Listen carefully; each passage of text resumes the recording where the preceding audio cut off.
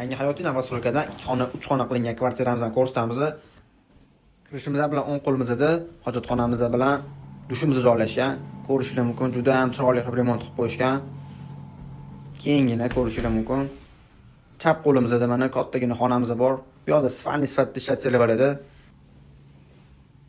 Remontlarni ko'rishingiz mumkin, juda ham chiroyli qilib bezatib qo'yishgan. Uylarimizni bu yoq tarafimizda ham kattagina zalimiz bor, balkonlari bilan ko'rishingiz mumkin.